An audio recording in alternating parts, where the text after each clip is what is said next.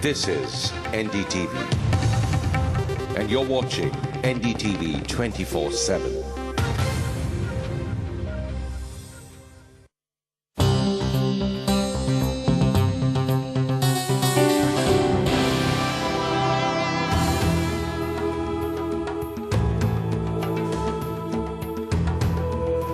Hello and welcome to this very special discussion with somebody I'm very fortunate to have, Peter Voser. He is the CEO of the largest company in the world, Shell, or Royal Dutch Shell. Thank you so very much for being with us. A company that has turnover of about 300 billion last year. Before that, actually 460 billion, but the oil price brought it down to 300 billion. With profits of 13 billion, could be higher this year. We'll soon find out what makes Peter Voser tick. First of all, sir, thank you for joining us. And why India? What's this visit all about? Yeah. First of all, thank you for having me here. It's a great pleasure. You're welcome. India is in Asia. India is a growth country. India will need a lot of energy in the years to come, the decades to come. Hence, it is important for us as a growth market. You are CEO of the biggest, not only the biggest oil company, the biggest company in the world. Many people say you're more powerful than many presidents and prime ministers.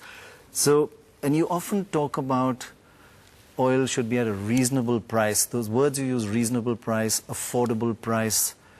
What is a reasonable, affordable price in your opinion? The words you use, how does that translate for an ordinary person like me? Yes, it's obviously a very difficult one, and I don't know the answer at the end. But I think our objective is clearly to provide energy at an affordable price to the customer. Right. And hence, for our very long-term projects, we normally use an oil price between $50 and $90. And long-term in our industry means 20 to 30 years, where we put multi-billion dollars of investments into the ground. Right, $50 to $90 over the next 20 years, you'd like to see it. So today, 80 to 90 is a bit on the upper end of that scale. So is it a bit unreasonable? No, I wouldn't say it's unreasonable. It's a price which the market has determined, which really reflects two factors at the moment. One is the expectations of a recovery of the world, which means more demand. Right. And on the other side, the OPEC, which is many countries where they are together actually looking after a large part of the production in the world.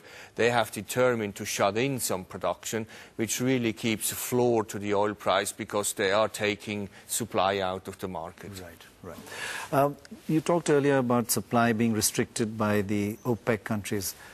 For an average viewer, it is rather who listens to the world talking about free markets, to have a cartel, a strong cartel in the oil sector, seems very unfair.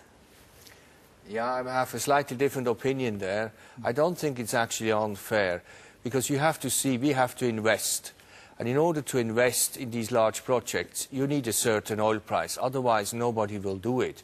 And what you then create in a few years' time... But, if you're supporting cartels, then you're against free market. So yes, that argument could be used in any industry, actually. That's correct. So I'm not saying I'm pro-cartel. I'm a very market-driven person. Right. I want free market. Are you enterprise. like all industrial? In my market, a cartel is fine in other markets.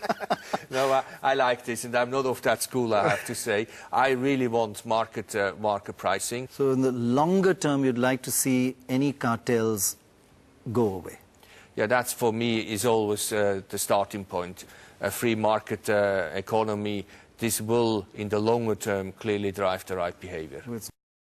Tubar.com,